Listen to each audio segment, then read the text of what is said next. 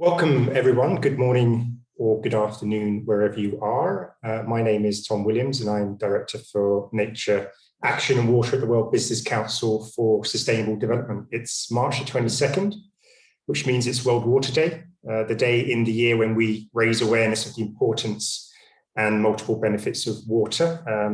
There are several online events occurring today on water, so we're really grateful that you have decided to spend the next couple of hours with us. We aim to make this session both informative and interactive.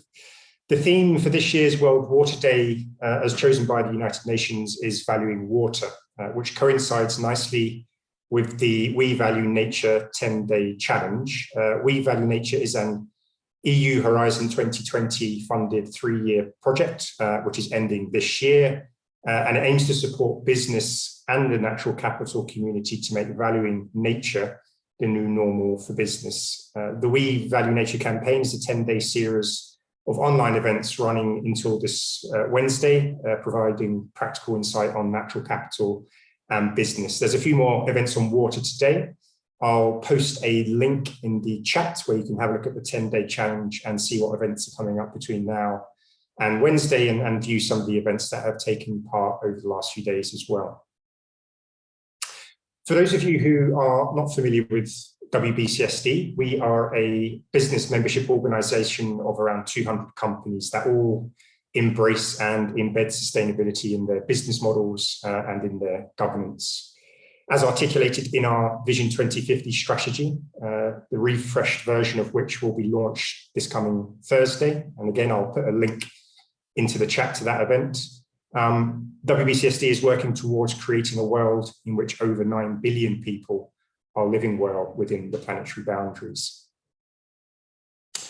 WBCSD is all about systems transformation, how we transform the financial, energy and food system, for example, and respond to the 3 biggest challenges of today: the climate emergency, nature loss, and inequality. And the way we organize our work is around the 6 programs that you see on this slide. And it's within the Food and Nature program where our water work is anchored. But as you could imagine, water cuts across all of our program areas. Today's topic is one of our priority work areas within our water project, and also connects into other aspects of WBCSD's work, including the true value of food and also our Redefining Value program. For today's webinar, we have 3 objectives.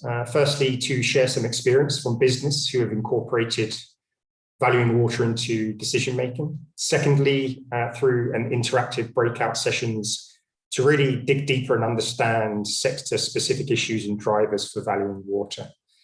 And finally, to get some feedback from the group on further areas of support from WBCSD on this topic moving forward.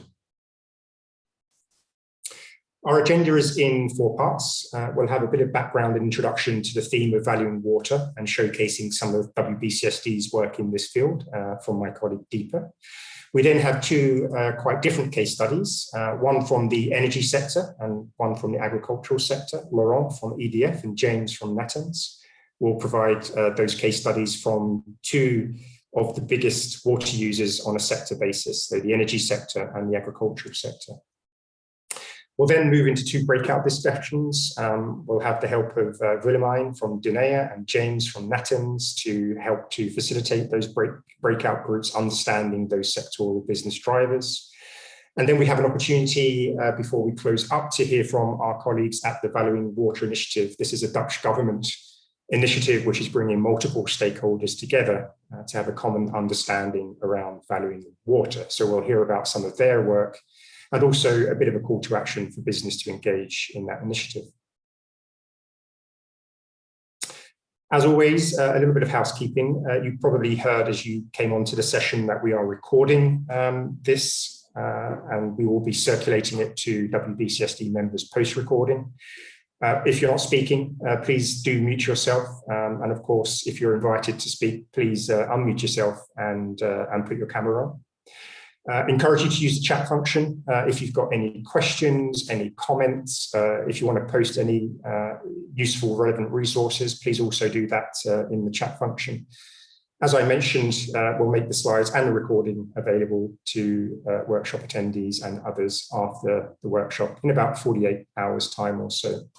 We will be using Mentimeter at 1 or 2 intervals during today's session. So I'll encourage you right now to open up a browser on your internet, on your computer or on your phone, www.menti.com. You'll be prompted to put a code, which is 41506712. We'll post that code in the chat box as well, so you have that as easy reference. But we'll be coming to Mentimeter in a few occasions throughout today's session, so it'd be good if you could easily navigate to that when prompted. As always with WBCSD meetings, a reminder of the antitrust statement. We work in a pre-competitive space, so any commercially sensitive information, please refrain from sharing, whether it's to do with pricing, bid strategies, customers, or output decisions, or any other topics that may be competitively sensitive. Please avoid talking about any of these issues.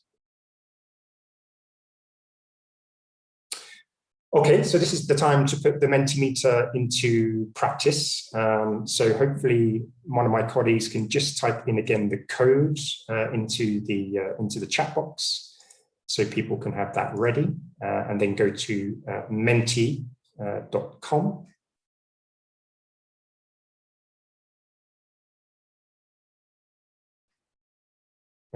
So there's a code up top, 805052 and 8. Well, there's a different code in the chat box. Can Swapnadeepa, can you confirm which is the correct one? Is it the one on the chat or the one on the screen? Yeah, it'll be the one on the screen. Okay, so it's 8050528. Let me just type that in so people can have one.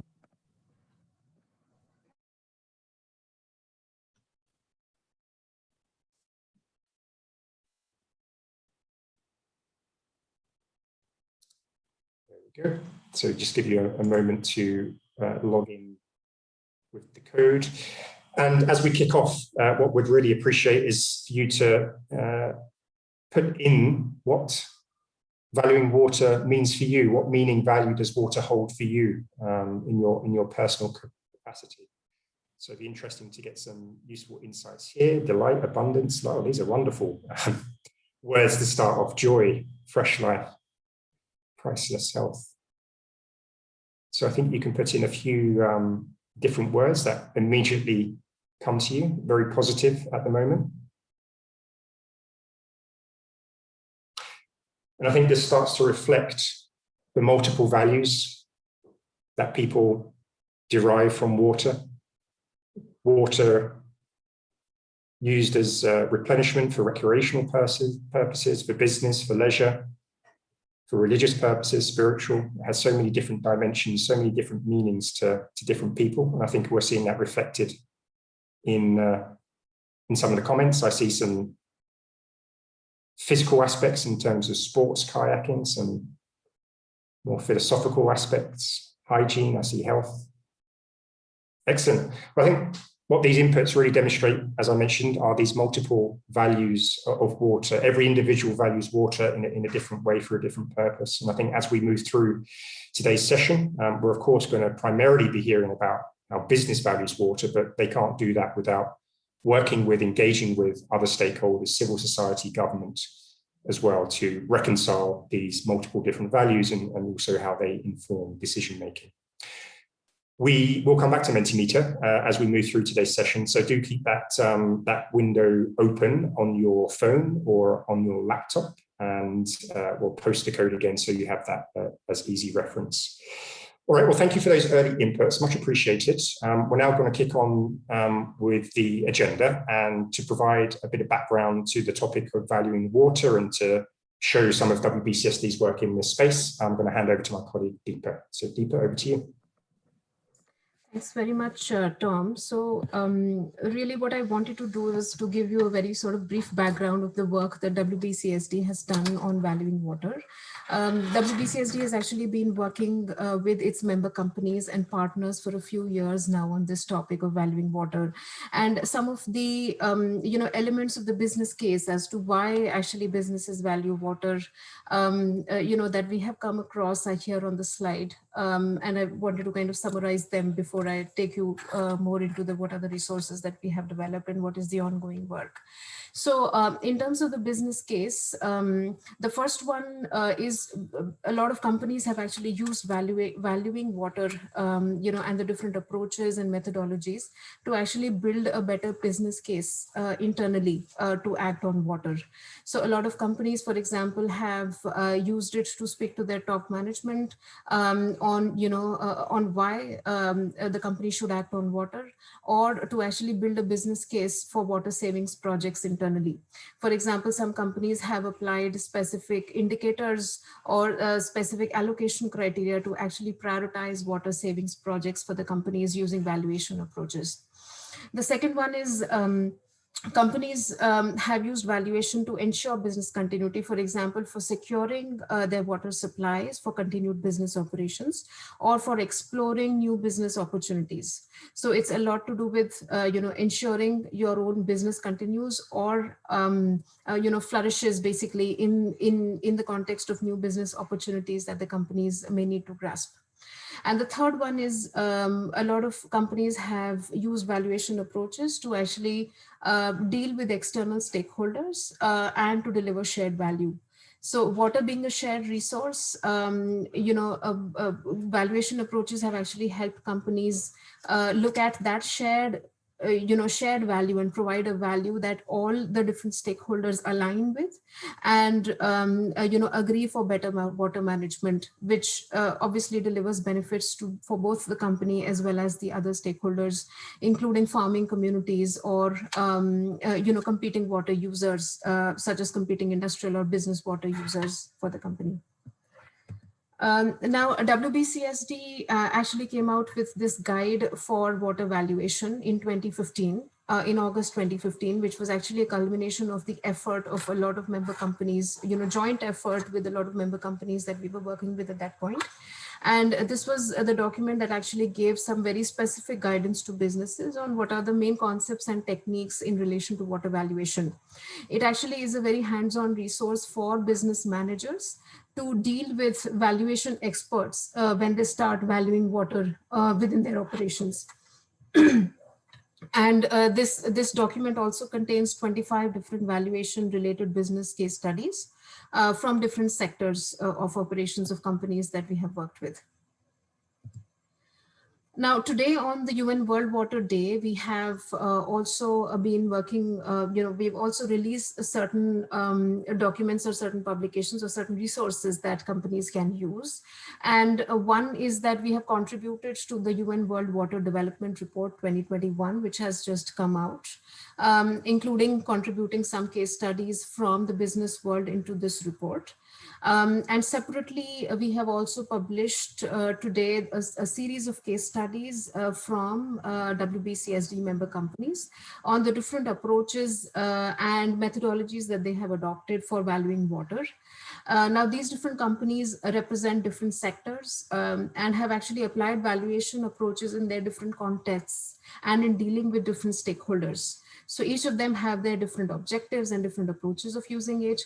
And we hope that these case studies, bring a good mix of those approaches, which is what has been, WBCSD's aim. And we feel that some of these case studies can actually be replicated by other companies. And so this has been really the objective behind publishing the case studies today. I've provided a link in these slides, and we hope to share the slides with you after the webinar, so you could access that link and actually visit individually what are, some of those case studies that we have published today. And finally, I wanted to give a little introduction to the work that WBCSD is doing, in particular for the food and agriculture sector. We are working on what is called the Water Impact Protocol for the food and agriculture sector. And this is being done in partnership with Food Civi, that's Food Systems Impact Valuation Initiative.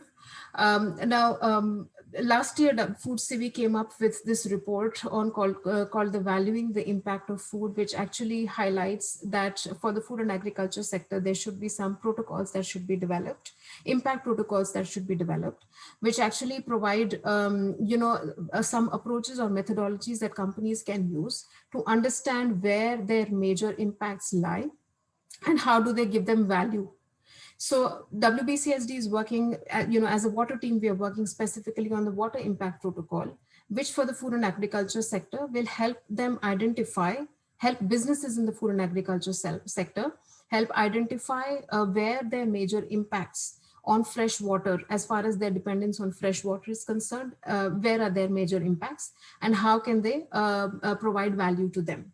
And providing value means that the companies will be able to, in a more informed way, manage those impacts. And actually the developments that, the developments in the sector will also help reward companies which manage those impacts effectively. The protocol, we commenced the work on the protocol towards the end of last year, and we hope to finalize that work by mid this year. So June or July this year, we hope to launch the water impact protocol. And the protocol itself will actually bring together information on the latest available methodologies or approaches that companies can apply in the food and agriculture sector to actually conduct those valuation studies and understanding their impacts better. So with this, I will move on and actually hand over to Laurent from EDF, who can take us through the first case study from their company on how they've actually valued water. So over to you, Laurent. Yeah, can you hear me?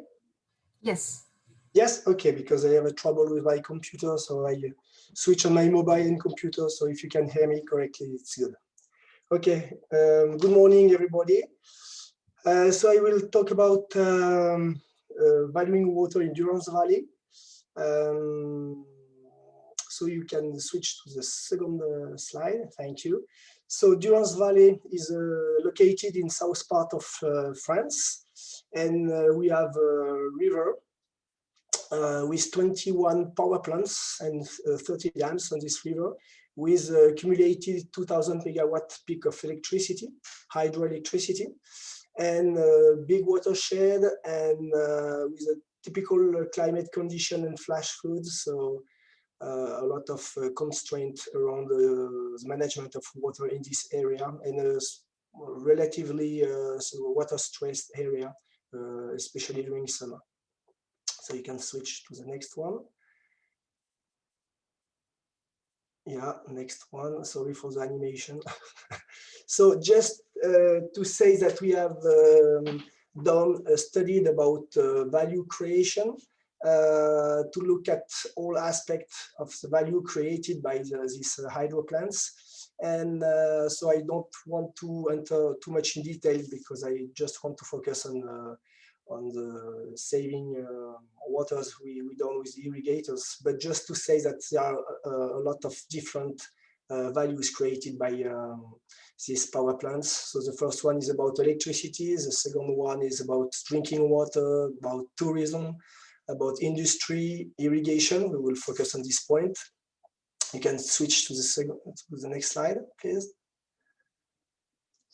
And so benefits for society, for environment, and for flood risk, as I said just before, that we are in a particular region with a flash flood risk in this region, and it is mitigated by the big reservoir, and we can store water during this kind of event. And also during drought management, since it is a relatively water stress area. So next slide, please. So just a figure which is very important is the management of water with this big reservoir of 1 billion cubic meters of water in Serponçon.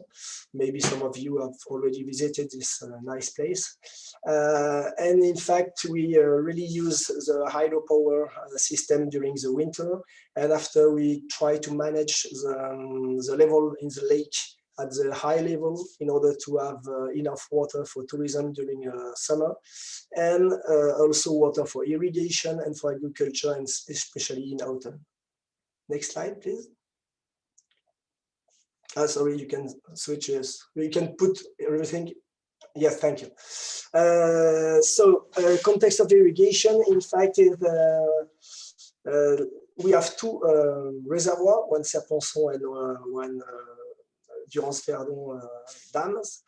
And in fact, the irrigators have a contract with EDF in order to provide water for irrigation. And in fact, since we have more and more pressure on the water system, we decided 20 years ago to find an innovative solution and to propose to the irrigator to sign a water saving convention with two main irrigators for a 6 years period. And the idea was to incite them to save water in order to distress the use and the management of water in this area. And so for that, we used one specific tool, which is called Parsifal tool, which is our own tools, which is a very technical and specific tools with more than 64 years of hydrological data, crossed with some economical data and so on. And at the end of the day, you can try to optimize the water use depending on the different parameters, input and output of the model. And so we proposed to the irrigators to save water and to incite them to save water and to pay them for saving waters. And so the unit is really the euro per kilowatt hour produced and the cubic meters per kilowatts, which is saved and used by hydropower plants. And the main outcome is that in the first 6 years, the results were very good because we helped the irrigators to save nearly 100 million cubic meters of water. And so we decided to reconduct this water saving convention. And additionally, after several years, the water agency found this solution was very good and tried to extend it in this territory. And we signed a new convention in 2014 for 9 years until 2021 with 10 cubic million additional water saving. And with the idea also to increase the solidarity between upstream and downstream of the reservoir in order to share the water. And one specific thing is that, in fact, there are not only the irrigator and EDF, which the winner of this deal, but also the ecosystem, because all the water is not turbined by the hydropower plant, but released in the river, the regional river. So we increase the e-flows of the river. Next slide, please.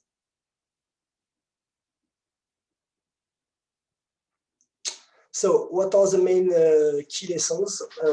For sure, the dialogue is essential for both parties to really have a win-win situation. Also, it is really important to be adaptive and to, because when we started 20 years ago, this innovative process, but time has changed, and the use of waters, the want and needs from the different stakeholders are varying along the time. And so it is really important to have to be adaptable and to be able to change depending on the context, the term of the contract. And for instance, the last water saving convention is very different from the first one. It is really important to use robust and relevant data, and it's why the EDF tool is really important to be really objective on this topic and to be on the negotiation table with the right data, which are not contestable. And so it's really a key point. To accompany also the irrigators in this case for the financing of the investment, to be sure that it will be done by the irrigators.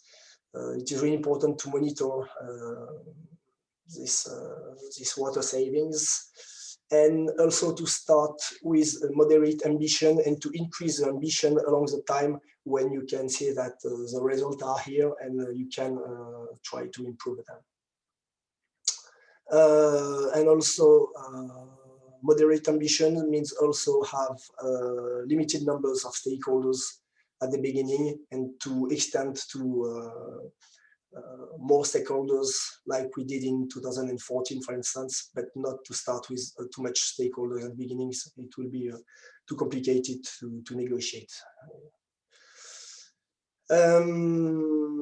What is important also is to have local governance for savings and a global governance at the basin. Even if we have already water agencies and strong global governance at the basin scale, it is really important to have a local governance for the water saving and for the allocation of these savings. So this is the key lesson from this case study, but more generally the 3 takes away from water valuation, which can be not only for this case study, but for all case study, I think, is valuing water is really a useful tool to objectify the debate and motivate the stakeholders to change their water use.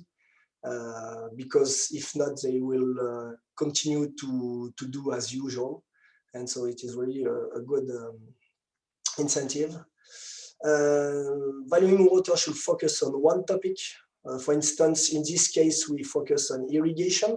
As I showed at the beginning, we have a lot of different values created by these hydro plants, but we decided to only focus on irrigation and not on tourism and not on the other point at the same time, to be really focused on one point. And to avoid complexity and no deal, as I said before, is the same for the number of stakeholders involved. And it's why at the beginning we started with only 2 big irrigators, two ones, but with these 2 main ones, we succeeded with saving 100 million cubic meters of water, which is not a drop, but a big quantity.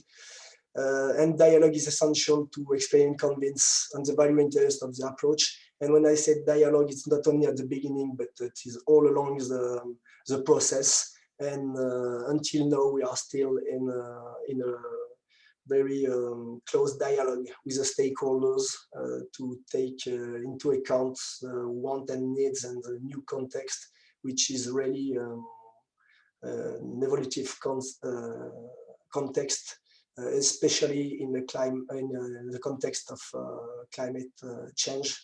And in this region, for instance, during summer, this region is really affected. And we have different needs which were not necessarily present 20 or 30 years ago. And for instance, in this valley, when we built it 50 years ago, there was no tourism. And now tourism is one of the main constraint and user of water during the summer. So it means that we have to shift from perspective of hydro and irrigation at the beginning of the operation of the power plant 50 years ago, and now we really have to focus on irrigation, tourism, and hydro. I think that's it, and I will leave the floor for questions if there are questions on this case study.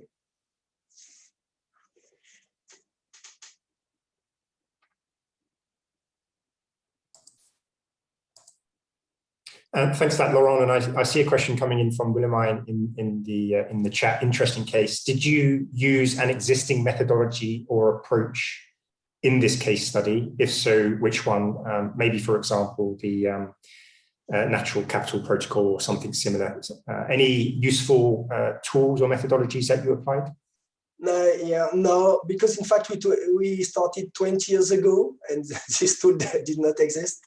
And no, in fact we use our own tool, Parsifal, which is it is our own tool, but it is a common tool because it's kind of hydrological and economical tool which are used by consultants, for instance. And we have developed this tool by our own with our specific data. But you have this kind of tools on the market, which is a kind of optimization of water in a river, in a basin. And so this is the main tool we use for the valuation. Great. And a question from my side, Laurent, how has this potentially informed other areas of work within EDF? Has this been replicated anywhere else, or is this the only experience you have of this approach? No, it is the only really big one we have. It is replicable on every site where you have multi-purpose use of water with irrigator, with tourism, with different stakes.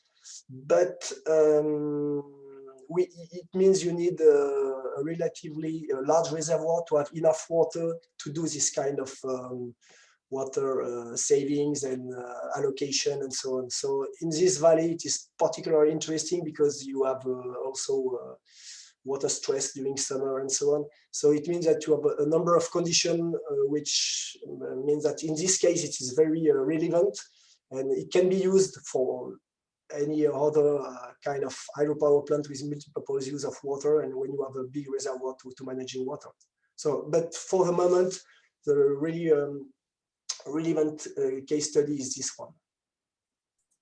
Great, thanks, Laurent. I want to give a final chance for anybody else to raise a question or a comment. Please simply unmute your microphone, say who you are, and then your comment or question, or if you want to type it in the chat, please go ahead.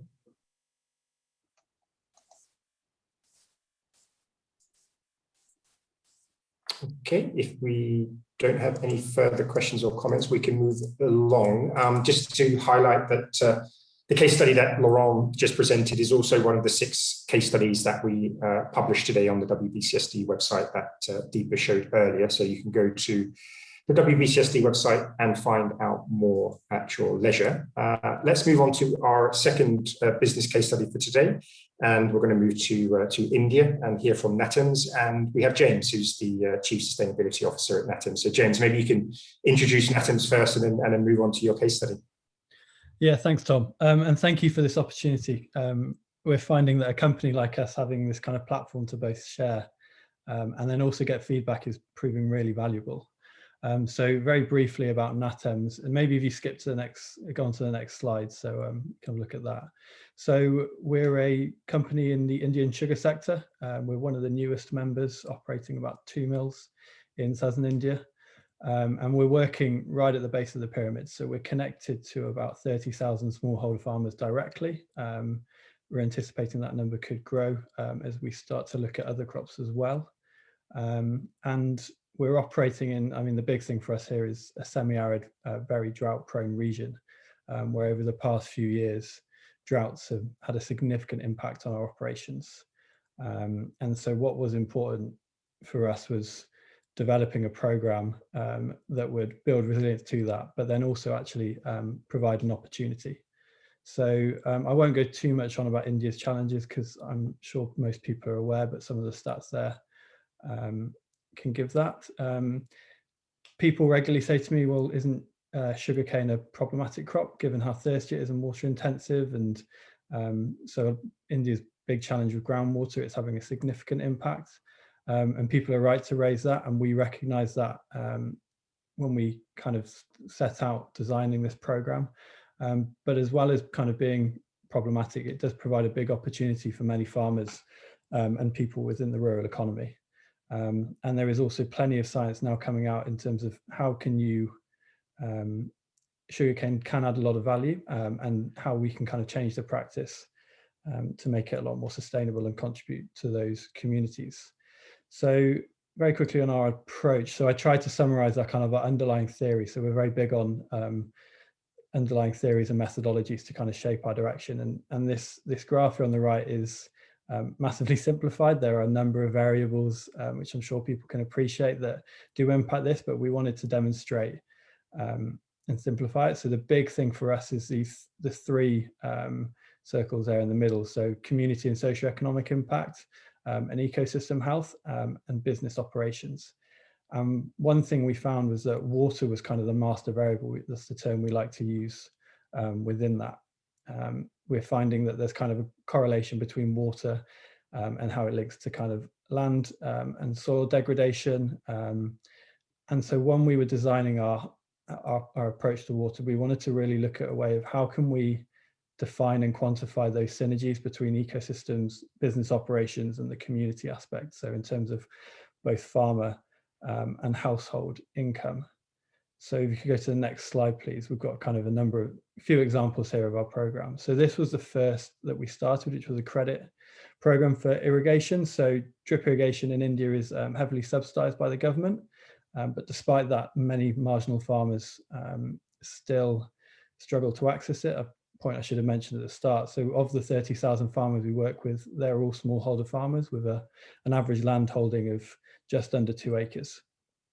And so we set out about devising an innovative credit program where we would provide credit to the smallholders and that they would it would be repaid on a very minimal interest level based on their performance of their crop. So what we wanted to see was that it would, for them to kind of start looking at how it would work, it would have to have an impact on their income alongside their water usage. So these were the kind of stats that we found at the start.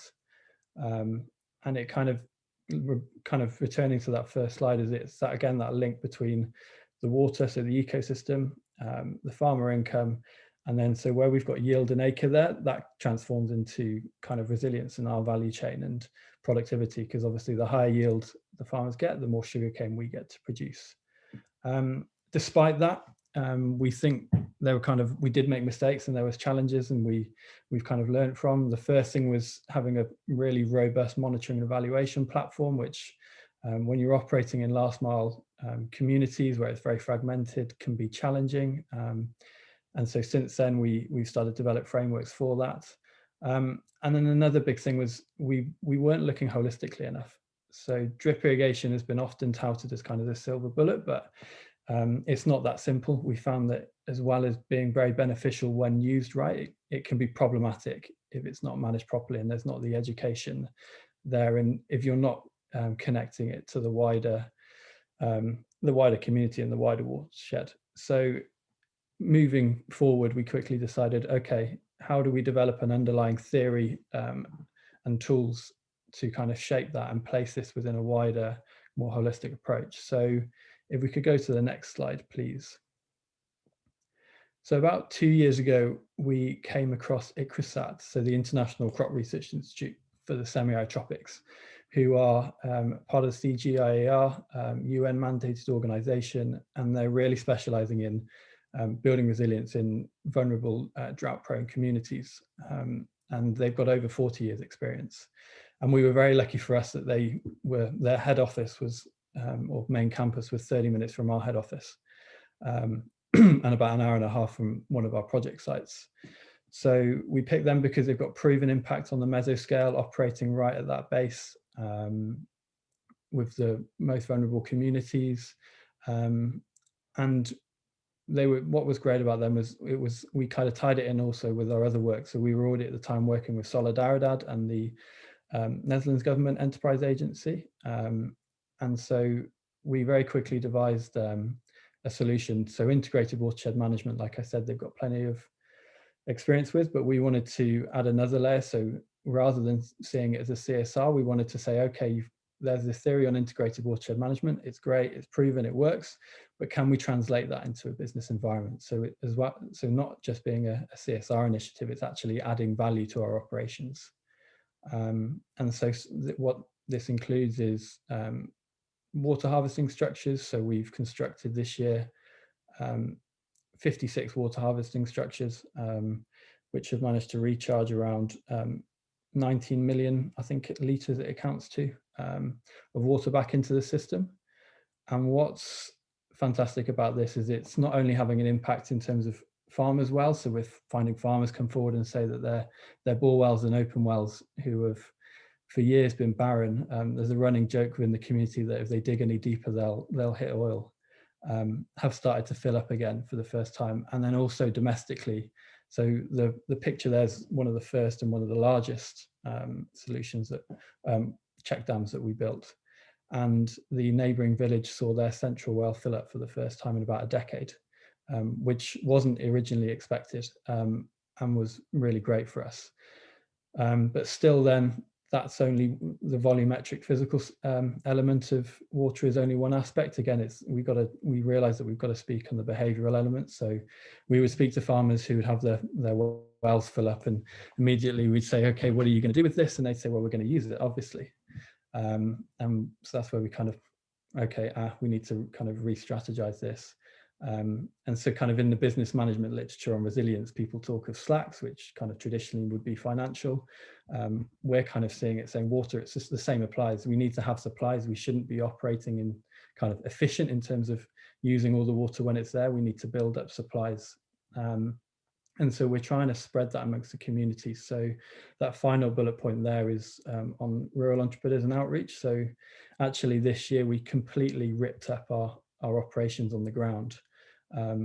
So my background is operating in kind of last mile communities in Africa and parts of Asia. And so we're bringing in elements of what we've seen from there to combine with our field teams. So in this rural entrepreneur approach, we get farmers because there are leading farmers in the communities who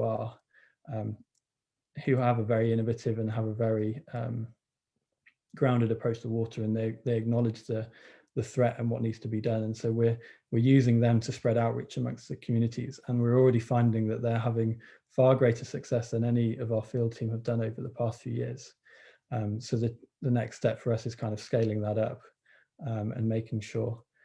And then just returning to it, because I mean the important thing for us is that it can all be scientifically verified. So we wanted to make sure that anything we were doing would be the data would be reliable, so much so that you could publish it in academic papers and journals. And like I said, in terms of their impact as well on the farmers, that is big for us, because we found that gathering reliable data from farmers is a challenge. So if you could move on to the next slide, please. So this is just another element of it, which I wanted to include, because I mean, personally for me, I'm really excited about this, about how do we bring in indigenous, climate smart, high nutrition crops, which ICRISAT are global leads in, to the community, and start diversifying the crops being used in the community. So sugarcane farmers grow it because there's a minimum support price set by the government, and they know that when they start growing at the start of the year, they know the price that they're going to sell to us as a company. So when you're a smallholder farmer with hardly any land, that for you it's all about mitigating risk and ensuring livelihood and income. So it's understandable. Who are we to say no, you should be growing less sugarcane? And when they're saying, well, hang on, can you offer the security?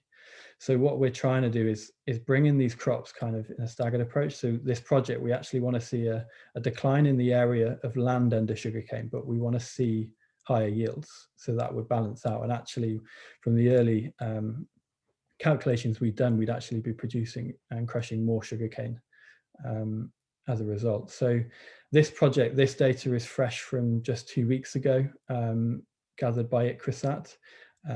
I must emphasize now this is still early stages, and this is just a pilot, and the challenge now is scaling it across our area. But some of these innovative farmers, so like I said, there are kind of pockets of farmers who are very innovative and spreading knowledge amongst communities. They found that during the intercropping period, so that's for 3 to 4 months at the start of the crop, the sugarcane crop, they saw a 96% reduction in irrigation time.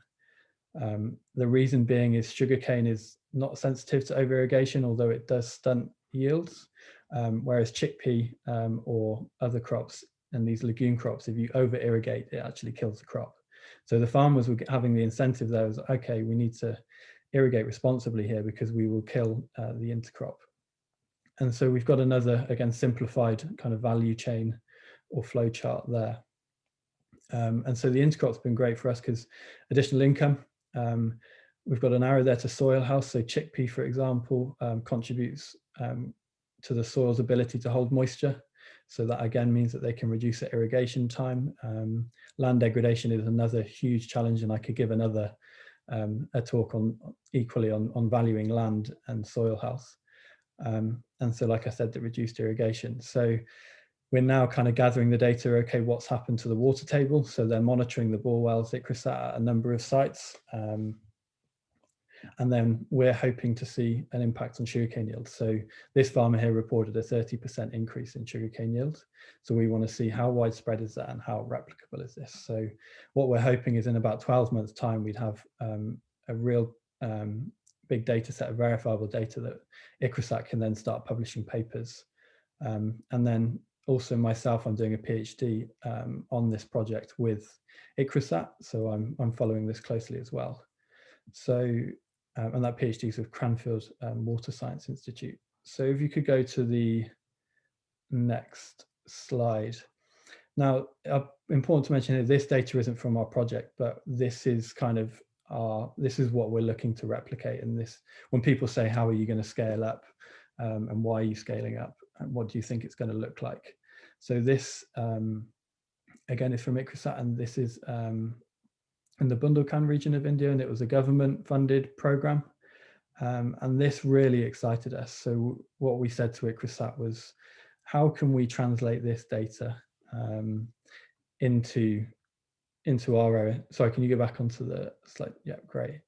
So like I said, verified. So the part of CGIAR, Bill Gates recently has kind of highlighted them and their impact on how do we feed a growing population within the kind of also the boundary set by kind of our natural resources.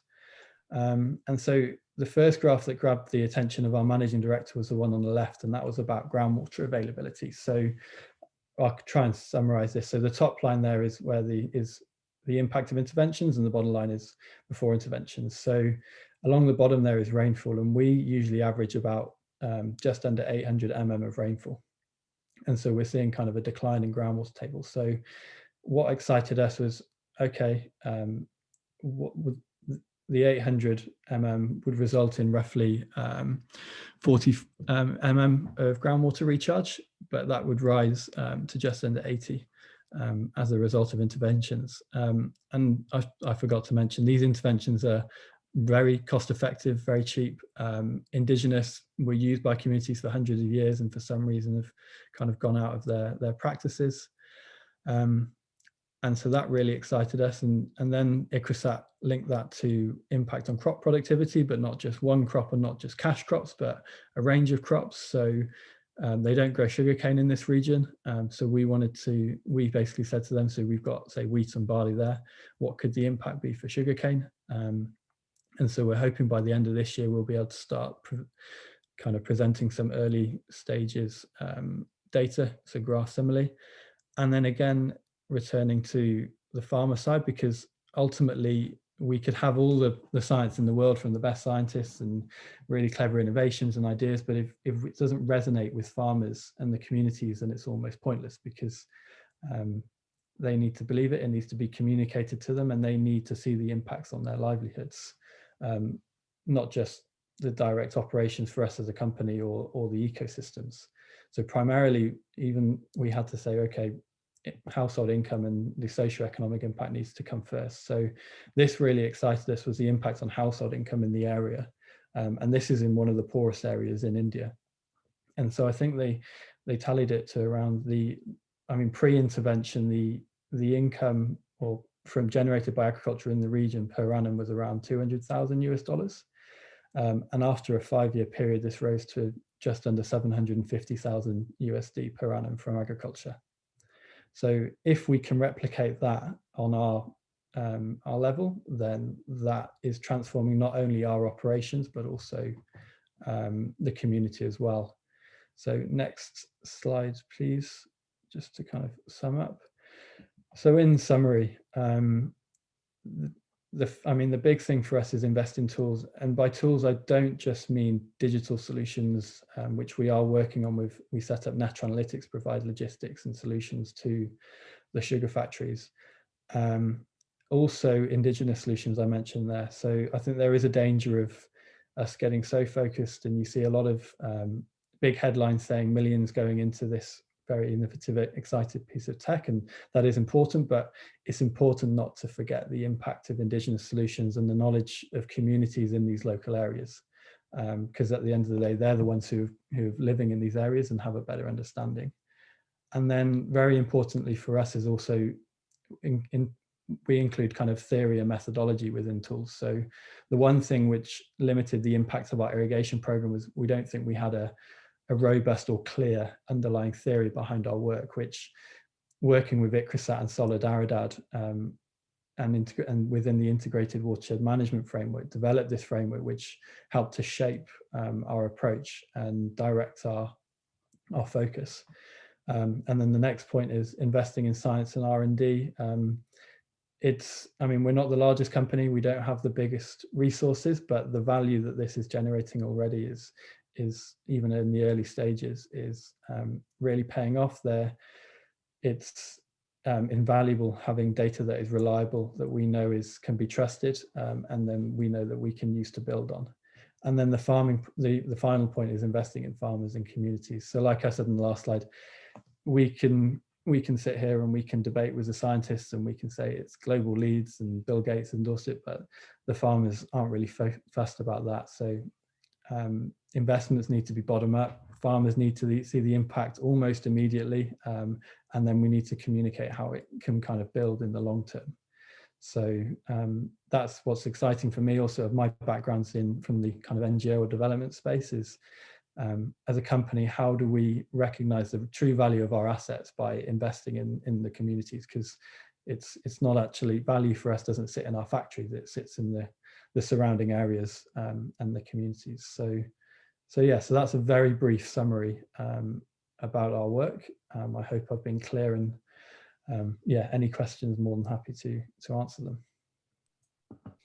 Great, thanks a lot, James. If people do have questions, please pop them in the chat box and we'll get to them. As we wait for that, maybe I can just sort of have the moderator's prerogative and take a question. And sort of drawing on your closing remarks there, James, I'm wondering around social values and in particular intergenerational equity. For many smallholder farmers, the planning cycle is simply one harvest to the next harvest. It's often not long term. The fact that groundwater levels are reducing year on year may not impact that planning cycle greatly, but if you look over 5 years, 10 years, you can clearly see the challenge that's looming. Within your work, you engage very closely with smallholder farmers. Is there any discourse with farmers about long-term risk, what this means for their family, for example, and this notion of intergenerational equity? Yeah, no, definitely. One thing I would say, so I mean, I've been coming back and forth from India for the last 5-6 years, and there has been a shift and a recognition from farmers, especially in our site near Hyderabad, which is particularly drought prone. So, I mean, the number of farmers growing sugarcane has decreased, and the result of that is because there's not enough water. If a farmer can find water, he'll grow sugarcane in the area. If they can't, they'll turn to other crops which don't give them as secure an income. And another factor is kind of, you said the generational thing, that is huge for us. So what thing we're finding is that young farmers are kind of really pushing and trying to change the mindset and bring in more innovations, and they tend to be more open to speaking to us than some of the older farmers. That's a generalization. There are plenty of older farmers who do also engage with us. But for me, the exciting thing this year, I mean, COVID is completely huge impact on the smallholders that we've seen firsthand. But one impact is we've seen young people return from the cities, go back to their villages, and they've lost their employment in the cities, and they're actually now taking on their parents' farms and they're farming it. And it's these guys who have provided the first cohort of our entrepreneurs. They're seeing the value of saving water efficient practices, reduced irrigation, adopting technology. And what is really encouraging for me is you see the ICRISAT team or some of our field researchers go out. They're the ones at the front of the group. They're the ones asking questions. They're the ones engaging. They're the ones who are saying, how can we do more? And then your point on, seeing kind of long-term impact and immediate impact. I mean, that is a big thing. Farmers go from year to year often. So we're trying to bring in training around financial planning, crop management. Sugarcane has it's a ratoon crop, so it would kind of go on 3 to 5 year cycles where they harvest, regrow, and we're trying to say, let's think in cycles. So rotation of crops, rotation of land, which is difficult if you've got 2 acres, and then the big thing. So the intercrops, most of them only grow for the first 3 to 4 months. So that gives them that immediate income after 4 months, which kind of satisfies that short-term need as well. It only mitigates it. It's not the whole answer, but it's part of that process. Thanks, James. And we do need to move on to breakouts, but one last question that's come in the chat, but it's a couple of questions which maybe you can just very quickly address. Is why was drip irrigation not as effective in the example you gave? And which successful innovations were typically indigenous from your experience? If you can give a couple of quick responses to those, that'd be great. So on the irrigation, firstly, is having drip irrigation is one thing, using it effectively is another. So one thing we found was that, so the alternative to drip irrigation is flood or canal irrigation. And what we were finding was that the farmers, when they had water, so had there been a bumper monsoon, they would use flood irrigation over the top of the drip irrigation, which would render it useless. And then they'd only use drip irrigation when their groundwater levels were low. And then another thing was they were irrigating still, arguably for longer hours. So there are papers that suggest that drip irrigation can lead to longer water usage because farmers are irrigating for a number of hours because they feel that it's kind of, they can stagger the amount of water used over a number of hours. So because they're irrigating for longer, it doesn't have the desired impact. And then the indigenous solutions, the exciting thing for me was, I mentioned check dams and percolation tanks. We did some stream renovations. We've done about 6 kilometers so far, which is very simple, very cost effective, takes about half a day. And that's where you kind of clean out the stream network, and it still allows the downflow. I won't give this justice compared to what the ICRISAT scientists would give it.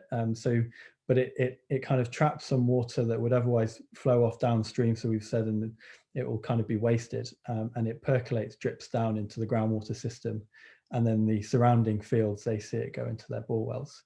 And these solutions, like I said, were being used for hundreds of years, and for some reason drifted out. So we even found old check dams and structures that had been damaged or completely not usable. And we thought, well, that's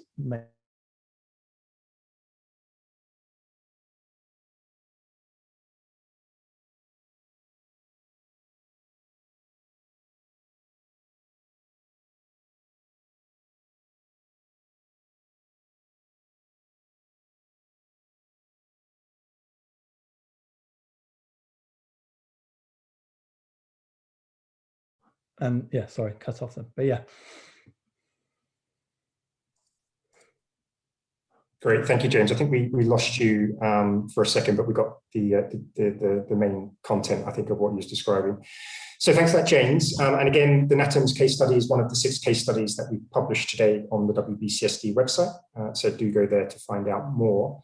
So now we move into the fun part. We're going to do some breakout discussions. We have 2 moderators, Willemijn from Dunea, who's going to moderate a breakout discussion on industry, and then James is going to continue and moderate a discussion on agriculture and forestry.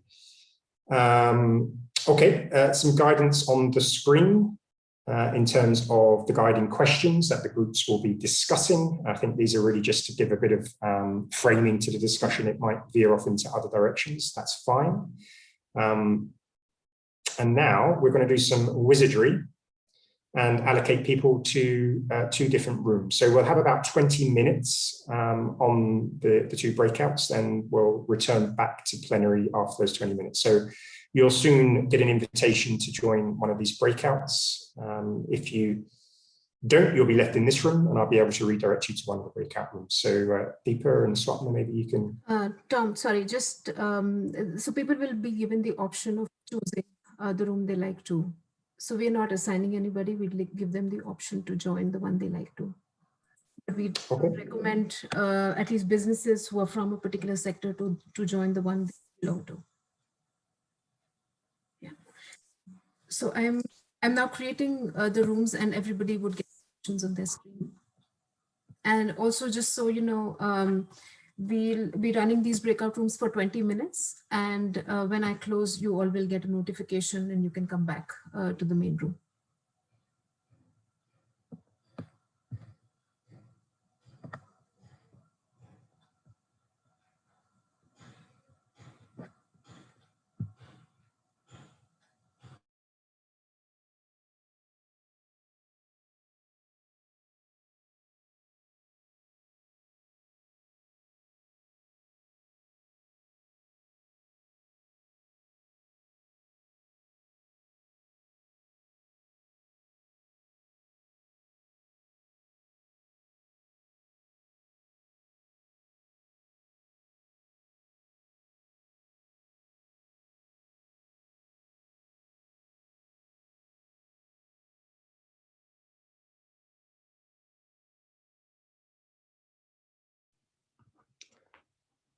All right, hi. Sorry about the internet problems. Deeper in here. James, yes, I'm there. Thank you. If I And cut no off worries. again, Deeper, yeah, I guess you just take over, but it Sure. should be good for Yes. now. And can you see my screen, James? Yes, I can. Thanks for that. Great. Do you want us to get? I'll give it kind of a couple of seconds, let Yes. people filter in, Yes. and then we'll get started. But yeah, in the meantime, if people just familiarize themselves with the questions, but yeah.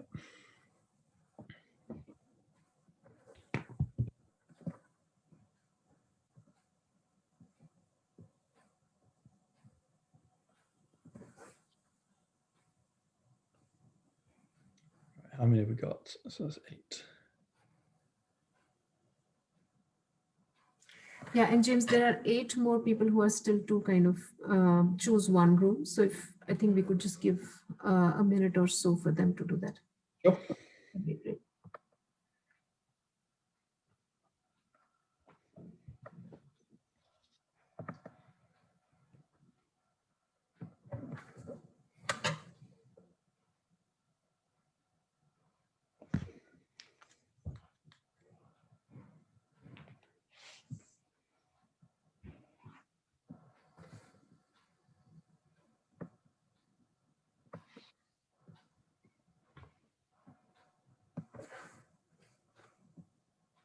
Deepa, if you just let me know when you want me to get started, Sure. and then we'll get going.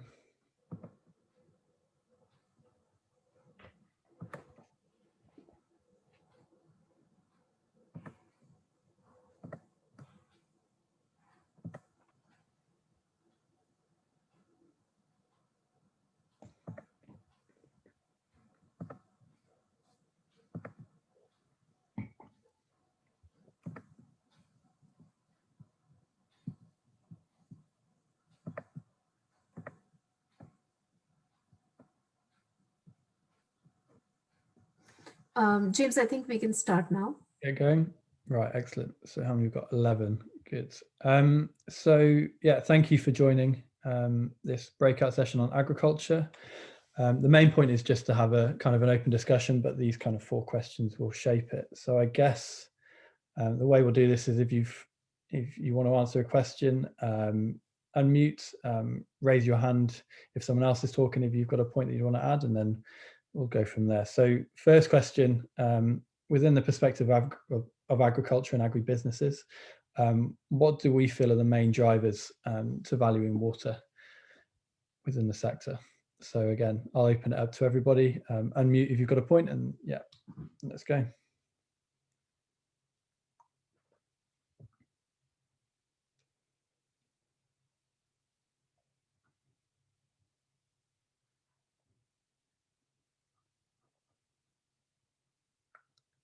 Any points? Deepa, can you hear me? Yes, I can. And I was saying that we'd all encourage you to please contribute to this discussion, whether you're from a business or not. And, based on your experience of maybe working with businesses, what do you think are the main drivers for companies to value water?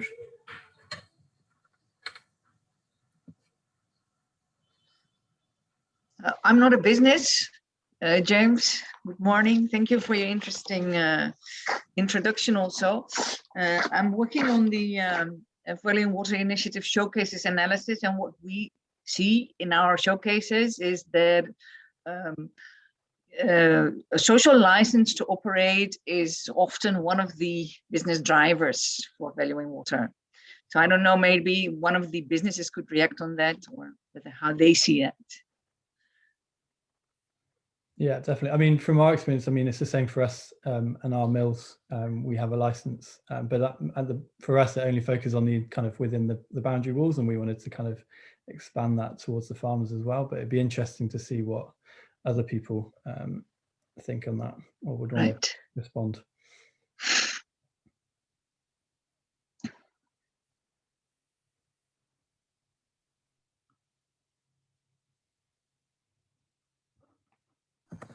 Maybe someone from a business, if you have worked with any of the valuation approaches, I think you could shed light on this one. And James, there's a message in the chat box also, and someone says that it's to carry out a discounted cash flow analysis. And so that's from Aishwarya, who is actually part of Net Analytics, who manages kind of logistics. I see. So I don't know if you want to expand on that at all, Aishwarya. Yeah, James. So I think we can carry out a discounted cash flow analysis so that we can check up on the firm's financial procedures and plan accordingly to come out with determine some of the patterns, how you can manage that. Okay. And so explicitly kind of focusing on water, how would you see that working? So I know that your background's kind of business management, but. Yeah, so I think we can have a component of cash flow from investing so that if you have got any technology in valuing water, we can have a proper discounted cash flow analysis and plan things accordingly to come out with to implement a different system of valuing water. Yeah, no, definitely. And I mean, that's what we've done. It's a more holistic approach and kind of trying to quantify and assess the financial impact it would have on our programs. Anyone else? So I'll move on to the second question in terms of methodologies and approaches, and as well, I don't think this should be limited to just businesses, but also kind of other stakeholders and sectors about what do they apply, because one thing we've learned is actually learning from the civil society and science community and adopting their methodologies and tailoring them for our programs is very valuable. So I'll open that question up to everybody about what methodologies and approaches they may have used for valuing water.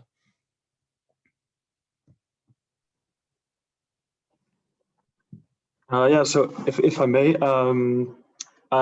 as a consultant, I use true cost accounting to help companies, and many of these companies, they're often companies that that their product has a bit of a higher price, either because they're organic or they make an extra effort to conserve the environment. And one of the reasons why they use true cost accounting is so that they can show the world that they can justify this higher price. They can say, like, you know, this is also the value we create by doing this. So it's a bit of an answer to question 1 and 2 in a way. Yeah, no, definitely. I mean, that's interesting. And the one question I always ask when having this conversation is kind of what variables are they including in that valuation? What variables? Yeah, so kind of people keep saying kind of holistic approaches to value. So you mentioned they're kind of organic, and a lot of these companies also kind of they're pushing kind of a social impact. So are they kind of trying to factor in and kind of value those externalities that maybe not traditionally included? If I'm being clear. Yeah, how to answer this? I think what they often would try to do is to show the impact of their interventions. So to do like a baseline water footprint and an end-line water footprint, and to sort of show their impact. Okay, great. Anybody else?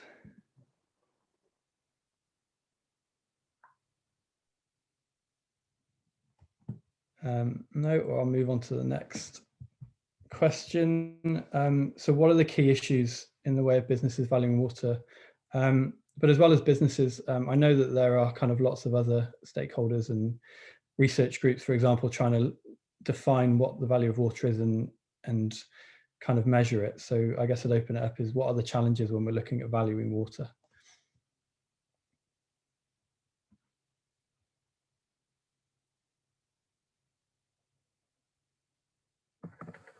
Yeah, and here again, I'd encourage people to look at sort of different aspects. So, for example, some of the companies or some stakeholders work with a lot of other stakeholders, and it's extremely challenging, for example, to understand the needs and priorities of all different stakeholders when go ahead and employ certain approaches.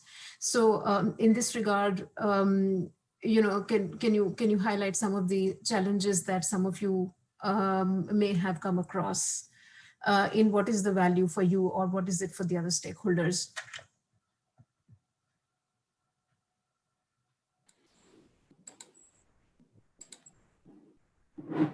So like the Jacobin Ritmer, I'm not working in business, but I would be very keen to understand the perspective of business and how you balance a global value chain with an inclusive approach to water downstream as well.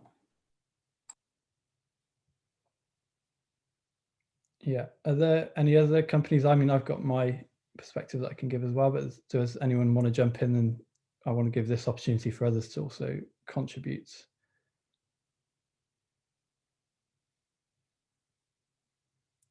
So, I mean, I'll go first. So, I mean, for us as a company, the reason, so what we wanted to bring was kind of people from outside the sector and outside of that business environment to do just that in terms of value wider stakeholders and monitor the impact downstream. And so when we're kind of there's kind of theories of corporate shared value and things like that. And that's why I said that for us, we wanted to make sure that the value kind of was first and foremost felt within the communities. And then from there, you can kind of link it to the value for the ecosystems and the value for us as a company. And that's not necessarily kind of monetizing water, but kind of quantifying and trying to define those linkages and seeing those correlations between some of the socioeconomic factors, such as household income or farmer income, with then kind of our financial performance for us as a company as well. It'd be interesting if there's anyone else who's got any perspective or any approach or experience with this as well.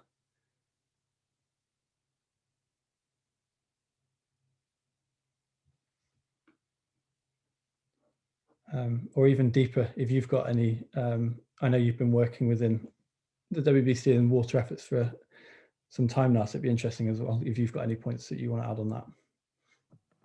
Yeah, I mean, I've also mentioned this, James, that I feel like the value of water is not just what the company either sort of arrives at or perceives in its own operations, but at times you would need alignment with the other stakeholders on that value of water. And maybe a relevant case example could be the one from EDF, where basically we heard from Laurent, right, that EDF as a company understood sort of, adopted valuation approaches to work with the irrigators around their area and kind of provide remunerations, which actually encouraged the irrigators to save water.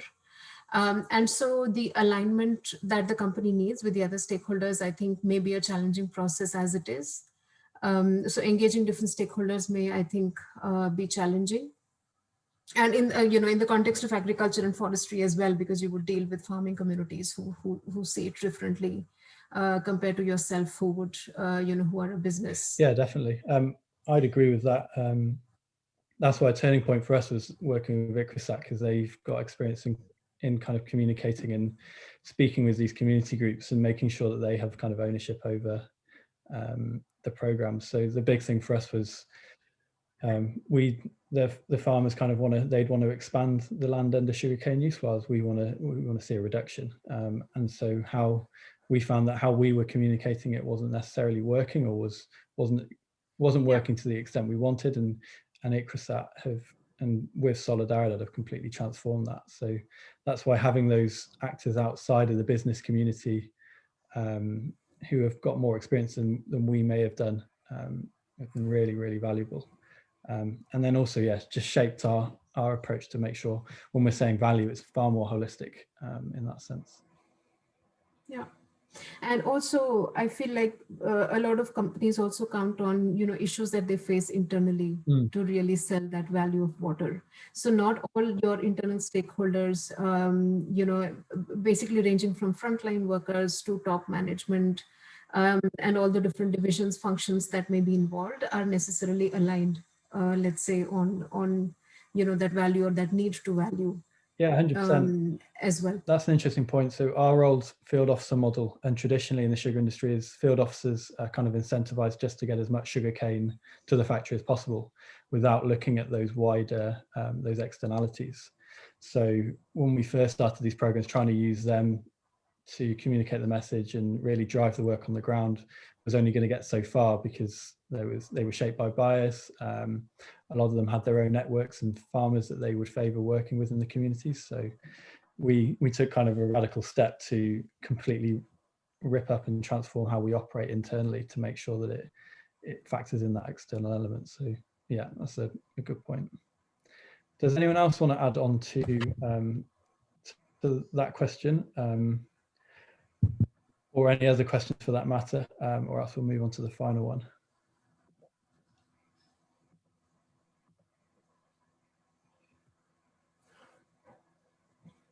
I think we could move on to the final one, James. So final question, how can the WBCSD support the scale up of the business valuation of water?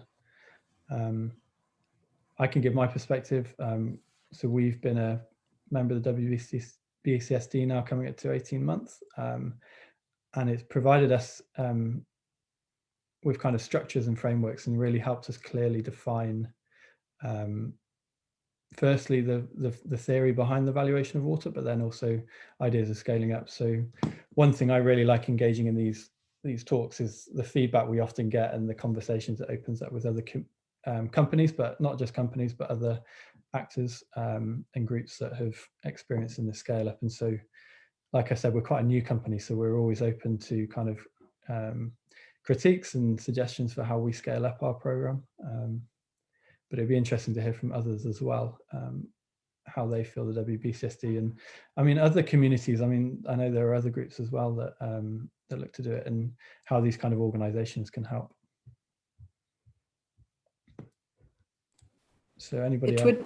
It would be really interesting to understand and get case studies of different global value chains, different approaches and innovations, and also having worked in public sector and in civil society, a healthy skepticism that often business doesn't change unless there's a profit motive to change, and sometimes that happens through a broader civil society and public engagement that creates a motivation for change, or where the valuation of water just becomes expensive. And how do you prevent, how do you use public pressure and to move into greater scale up on that? Yeah, I mean, that's a really important point. Does anyone else want to feedback? And Deepa's going to return us to the rooms after that.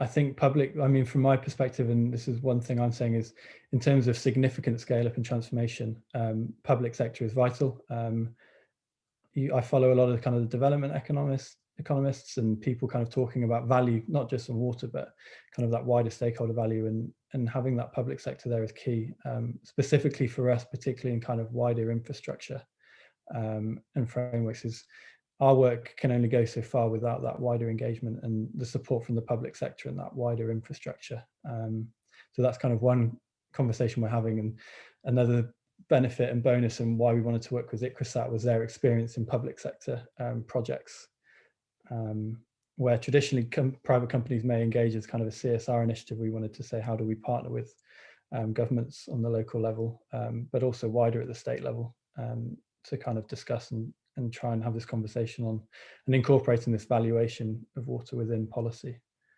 But that's a really important point, yeah.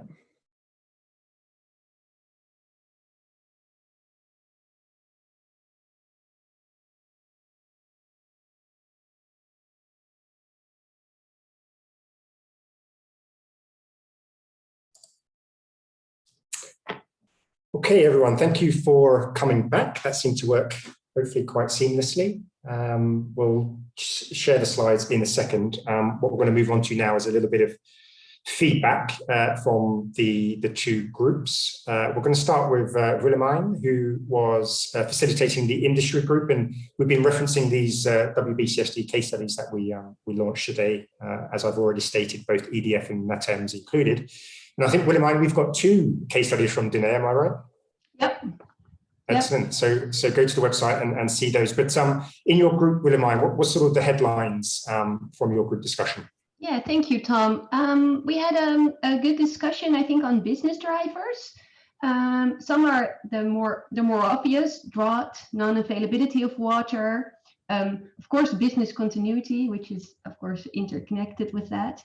But we also talked about the need to adapt for the future due to climate change, changes in population, those kind of more future-oriented issues or drivers.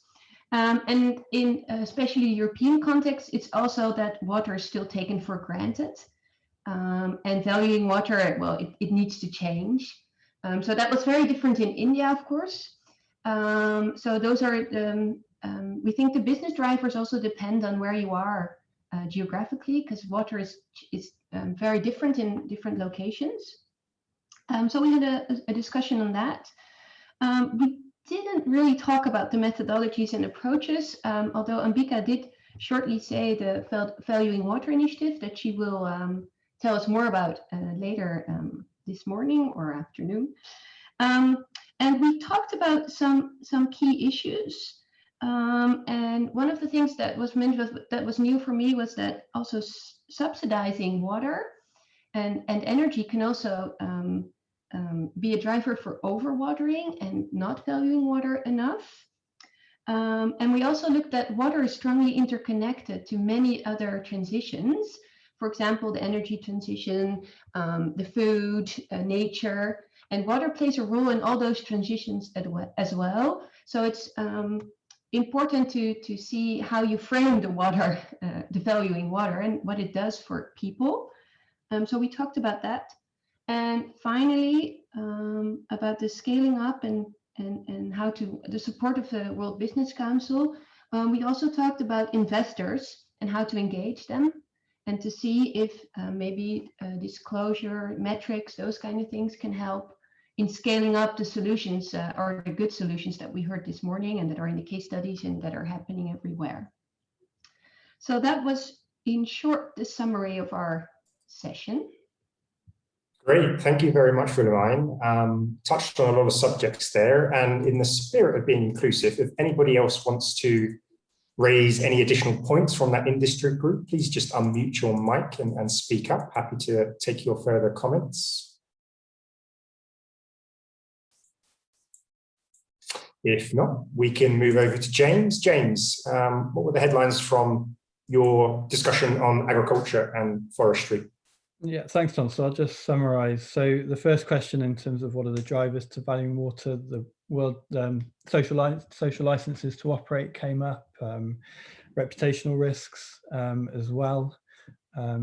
Increasingly, businesses in agriculture, given its significant impact on water and its reliance and dependence on water, are seeing that it's providing a direct risk to operations, and that, I mean, I find it interesting kind of the definitions between sustainability and resilience, and I think companies have really got to start, and we're recognizing in agriculture, looking at building resilience, not just sustainability, so they can continue their operations.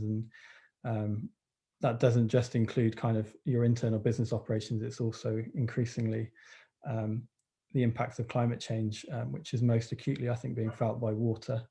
The second question on methodologies and approaches, the words the true cost around including within accounting methods, increasingly important. So how do we kind of expand traditional accounting methods to factor in externalities and to include water, and how can that inform companies and decisions?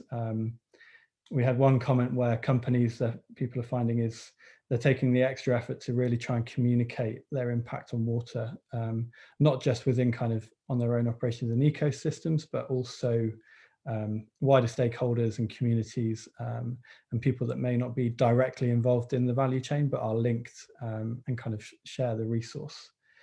Question 3 on the issues. I think the big thing we came out was engaging with wider stakeholders. So even if internally as an organization, we may be quite united within what needs to be done, the kind of question came up is, how do we engage and kind of spread that message of other stakeholders who may think differently? So like I said, in terms of NATAMS, our biggest challenge has been communicating with farmers and kind of making sure that any strategies and approaches to valuing water they're involved in, and they're actively kind of shaping and designing. And then the final question on the role of the WBCSD in supporting scale up. The one point raised was case studies. I mean, I myself have found this really useful, reading from other companies who have maybe more experience, who are operating at a larger scale and have found success in taking kind of the learnings from them and seeing how they apply and what we can do to take our operations forward. And then a really interesting point was, how do we engage with, how can the WBCSD kind of help companies engage with those outside of the business communities? So, and I echo this as well, is it's really important to make sure that businesses are looking at it from the perspective of other stakeholders. So how are we engaging with civil society? How are we engaging with the public sector? So the final point we kind of raised was that companies are obviously very, very important in driving this change towards valuing water, but it needs to be done alongside policy changes. It needs to be done alongside public infrastructure programs and things like that. So that was a very brief summary of what we came up with. Great, excellent. Thank you, James. And once again, if there's anybody from the Agriculture and Forestry group who wants to make any additional comments or remarks, please just unmute and speak up.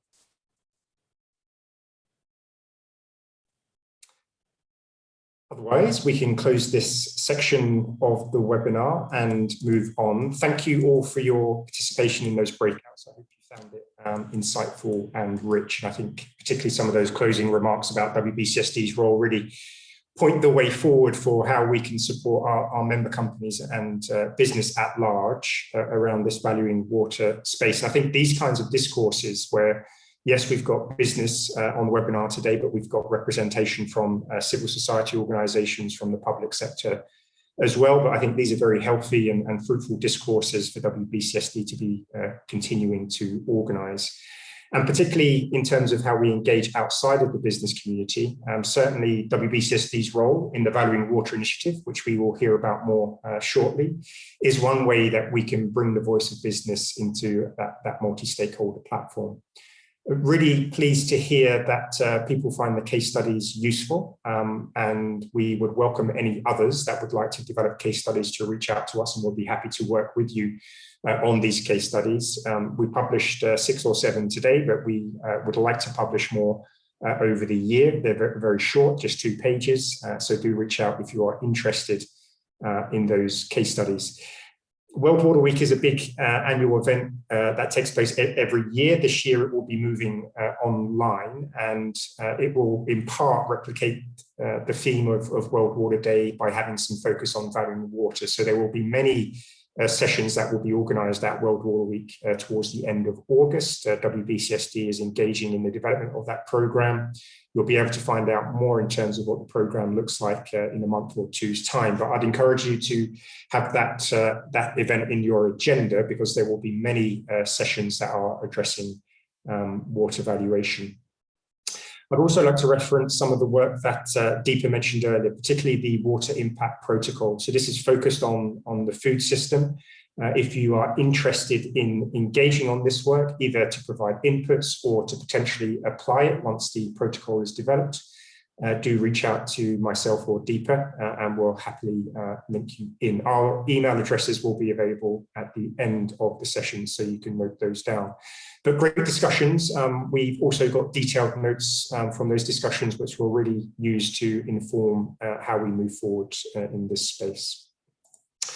Okay, now let's move on to our final 4th section for today's session. And we're really happy to have several colleagues from the Valuing Water Initiative, which is a Dutch government-led initiative. And in particular, I'd like to welcome Jacobine and Alexandra, who are going to take us through the Valuing Water showcases. So Jacobine and Alexandra, over to you.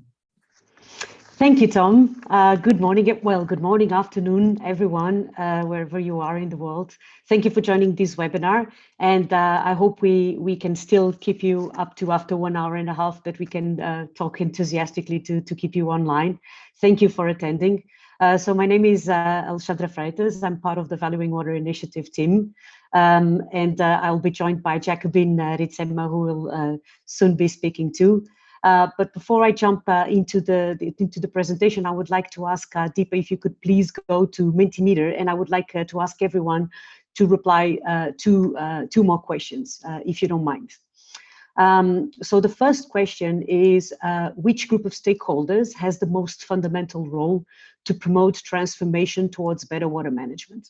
So this is for you to share your opinion, your view. So you have the options of government, financiers and funders, businesses and brands, citizens, NGOs and researchers, and all of the above. Please note that we are asking the most fundamental role. I see some options already popping up. I just would like to tell you all that we are not going to discuss the results of your answers right now. We will leave that to the end of our presentation, and we will then tell you exactly what.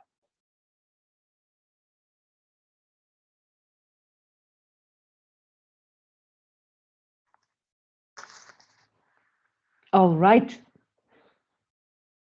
I'm not sure if the numbers represent the number of people that vote. If that is the case, then I'll leave it up a little bit longer, as I see that we are 26 online.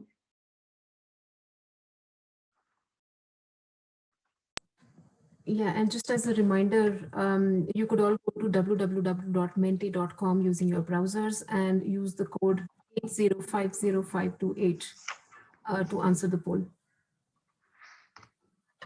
Thank you, Deepa. Yes, that's a good reminder.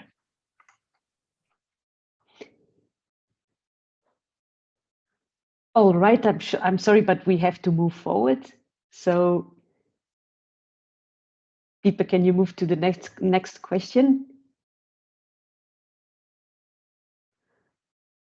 So the next one is not so much of a question, but asking you to rank in terms of the importance, which of the following actions, well, all of the following actions to promote better water management from a company perspective. So what should a company be doing?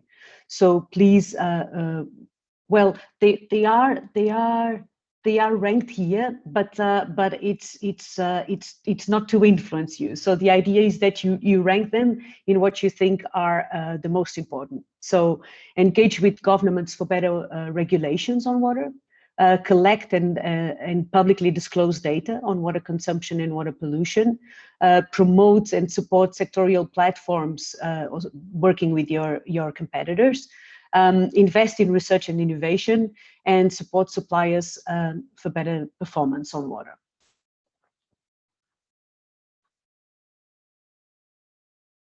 This is super cool, seeing everyone.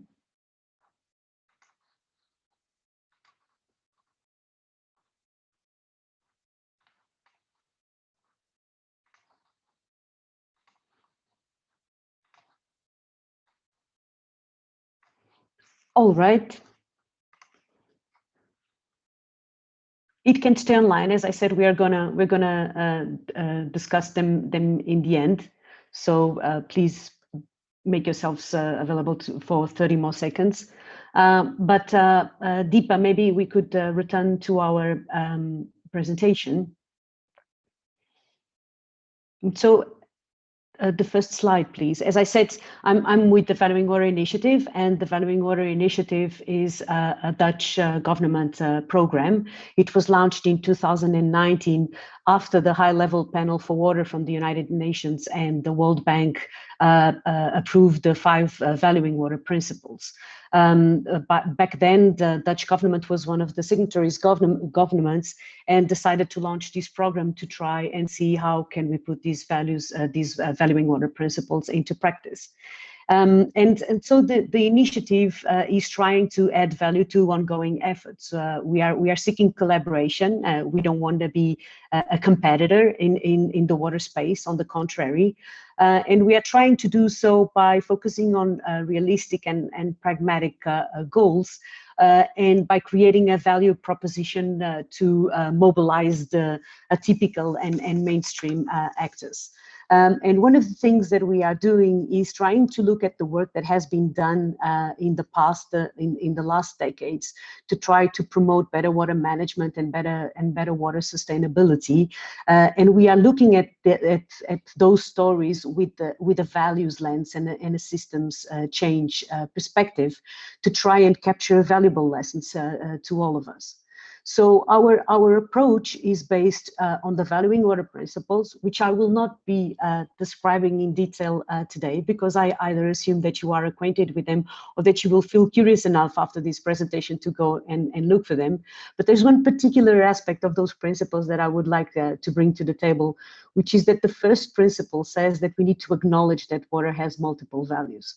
So no matter how important the economic or the financial aspect may have to many of the stakeholders, there needs to be a recognition that the value of water is multiple and is not only focused on economics and finance.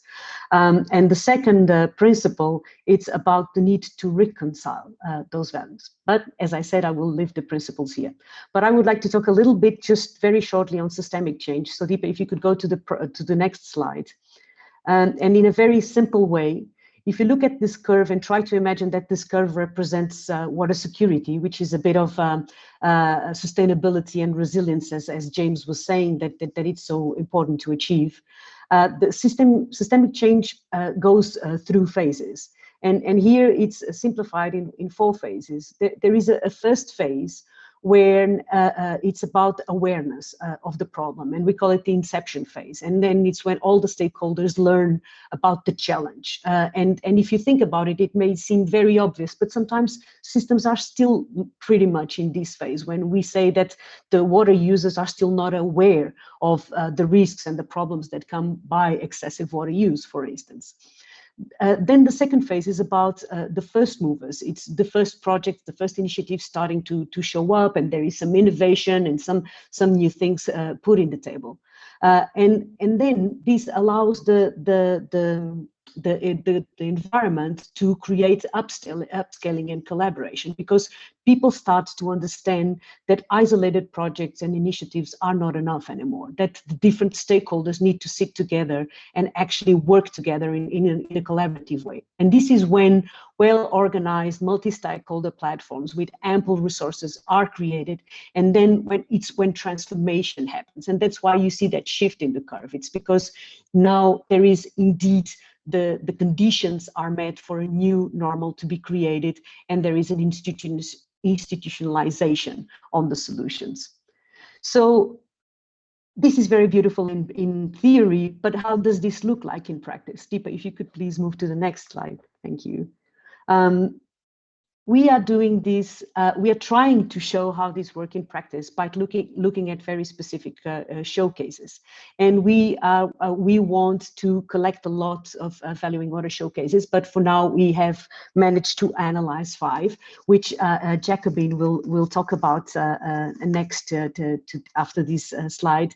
And we are trying to cover as many topics and as many challenges as possible, and also trying to cover north, south, and geography in the world to try to capture the lessons on what actually promotes transformation and drives systemic change.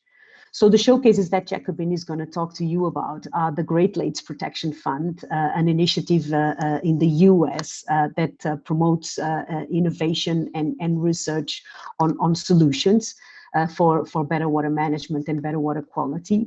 We're going to talk about Manos al Agua, which is a project in Colombia that lasted for 5 years trying to promote better water management in the coffee sector in some river basins in Colombia. We're going to talk about Roadmap to Zero, which is a global initiative to which textile brands are adhering in order for having zero hazardous chemicals discharged in wastewater. We're also looking at the Katuma River Basin project in Tanzania, which is about capacity building of farmers in order to end water conflicts. And we are looking at the Murray-Darling River Basin, which is the plan that the Australian government has put in place, and how has it been working. So without further delay, Jacobine, I hand it over to you. Thank you. Thank you very much, Alexandra and Deepa, for presenting. I have to say, I'm the team leader for a project calling Analyzing Showcases for the Valuing Water Initiative. It's a consortium in consortium with Ecoris and Twijnstra Gudde and WTV Den Bosch, who I represent. And so what we do is select showcases and try to analyze mainly in this systemic change model. And I can tell you selection of cases is difficult because there's so many ongoing initiatives, and we try to select those who allow us to draw some conclusions. If you have any suggestions, please do later afterwards. All of the cases have a huge contribution to sustainable development. Many of them are long-lasting developments, some for decades, and they are full of people who are deeply motivated to do the right thing for the planet and for society. What we do is not a judgment, it's not an evaluation, it's, I would call it a humble effort to see the bigger picture and to zoom out using an analytical framework in order for all of us to learn some lessons for future interventions and mainly for systemic change. So what I want to do is present 3 lessons that we have learned so far from only analyzing 5 showcases, of which is many more things can be said, but I will just say some main things that are related to this systemic change. So yeah, Deepa, let's take it away to the next slide. So when we said the first lesson learned that we have seen is that all actors need to play their own role at the right moment in order to achieve transformation. So in order to hop from one stage to the other, the stages that Alexandra told you, it's important that everyone, all the stakeholders, the NGOs, the governments, the industry, play their role. So I have some examples from our showcases. If I could have the next slide, Deepa, please. So what we analyze is this Manasalagwa, one of the showcases, which is a great example of grant-funded project, actually by the Dutch government. And there's a lot of performance in what smallholders can do to reduce externalities in coffee growing. So it's coffee communities in Colombia, in the Andes Mountains. And it's about intelligent water management. There's education, training on water infrastructure, reforestation, there's environmental action. There's also strengthening institutional frameworks for environmental action in this coffee sector. And actually, the key players in the value chain, they're all involved in this initiative. And all are aware of what the valuing water could look like in coffee growing. What the problem actually, as you can see in this, we have pictured the phases of transformation towards systemic change. And as you can see, the funding institution is actually wanting to upscale while the others are not ready yet for that. And the main problem here was that farmers are taking actions with external funding, but within a highly competitive international coffee market. So for the private sector players, there were little incentives for change, because the funders did not require a long-term commitment from them. And the farmers themselves, they could not they could not have the leverage to trigger a change like that. So they don't have enough money to invest in water saving issues and environmental issues. So they struggle for price actually now. So here, as you can see on the right hand, we notice that really the main thing here is for businesses to take responsibility for water issues in the supply chain. So there's really a role for the private sector here. So Deepa, I think we could go to the next slide. I could talk for more, of course, about all the showcases because there's very many interesting things going on, but let me take the main things. So this is a picture from the Great Lakes Protection Fund. It's a fund that already started in 1989. Innovative back then, certainly, but still, I think, quite unique. And it's an endowment. So there's money in an endowment fund and income generated from investing this permanent endowment. And it has allowed the fund to award around $4.5 to $5.5 million US per year in funding projects for environmental healthy Great Lakes in the US and Canada. And 1/3 of the income returned from the endowment is turned over to the state governments, and they fund state priority projects. But the other 2/3 goes into innovative, actually, projects. Transformational innovations have been also reached, like a 90% reduction in invasive species in the Great Lakes. So you can see that there's a small, actually, it's not a huge fund in terms of money, but it's a huge fund in terms of impact. And there's like more than 1,000 institutions and thousands of innovative individuals involved, and they participate in projects. They turn in new ideas, and they really have a sharing component, sharing of learning.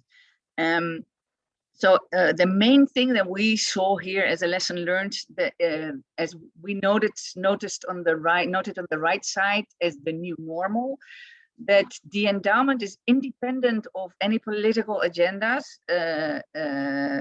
So it is a steady source of finance for innovative projects, which involved a lot of stakeholders and involved also innovations actually all the way.